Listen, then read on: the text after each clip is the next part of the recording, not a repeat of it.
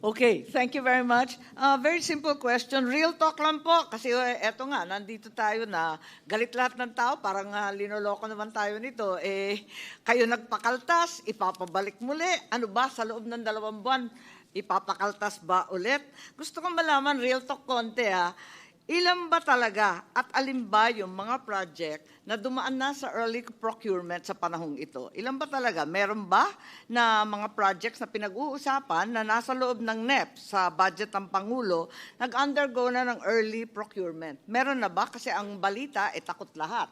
Totoo bang meron o hindi? Wala pa pong dumadaan sa early procurement dahil po hindi pa klaro kung ano yung mga proyekto talagang mapapasa. Wala pa po. Sigurado kayo, wala ni isa, 0. Opo. So wala tayong pinag-uusapan, tama po ba? Sa ngayon. Sa ngayon po, wala pa po. So ang ibig sabihin niyan, dati-rati talagang hinahabol yung early procurement ng October para hindi ma-delay ang project kasi aabutan talaga ng tag-ulan, hindi ba? Tama po yun. O kung ganon, mag-a-adjust ka ng lahat ng ABC, sigurado na madidelay. Totoo po yan. Madam Chair. So ang hinaharap natin talagang madidelay. Opo, dahil po na-delay ang early procurement, marami pong mga proyekto for 2026 na madidelay. Sigurado so, po yan. So ang hinaharap natin talagang malungkot ang first and second and even third quarter, aabutin ng ulan. Yung tamang projection lang, kasi nag-expect ng tao, dadagdagan, papabalik mo. Pagkatapos, madidelay rin pala. Ano naman ang bisa nun? Para kay pa? Ang bisa po noon, matutuloy pa rin po yung mga proyekto, Madam Chair. Madedelay lang nga po dahil extraordinaryo po itong panahon natin, Madam Chair. At tingin ko po, prudent din po, tama din po, na hindi muna magsimula ng early procurement. Dahil unang-una, hindi pa po sigurado kung ano ang mga project na papasa ng Kongreso. At ikagawa, dahil nga po nagbaba tayo ng presyo ng materyales ngayong fourth quarter. Ganun pala, wala pala tayong pinag-usapan at talaga naman haharapin natin 3 quarters worth of delay. Tama naman yung mga nag-text po sa atin na lokohan na lamang to.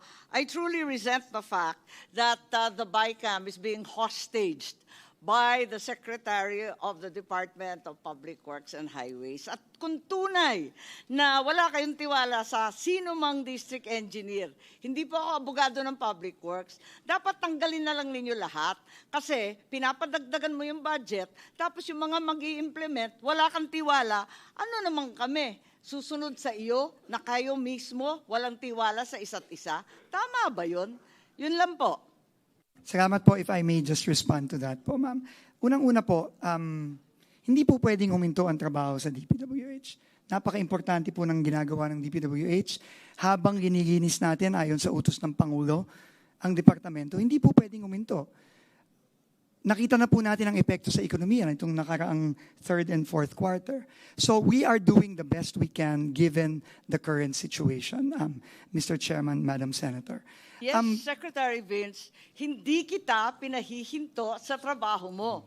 Pinamamadalingan namin. Ikaw ang humihinto sa trabaho namin dito sa BICAM at papalit-palit ka ng sinasabi. Yun ang problema. Hindi po ako papalit-palit ng sinasabi, Madam Chair. Ako po, iulitin ko, nagpunta lang po ako dito para ibahagi sa bicameral conference yung nakikita po naming epekto nung pagpasa ng third reading version ng Senado. Yun lang po. Ngayon, nasa Senado na po yan at nasa bicameral conference, nasa Kongreso, kung paano po magpo-proceed dito. At yun naman po, siyempre, tatanggapin lang naman po ng ekotibo kung ano man po yung desisyon na yan. Maraming salamat po.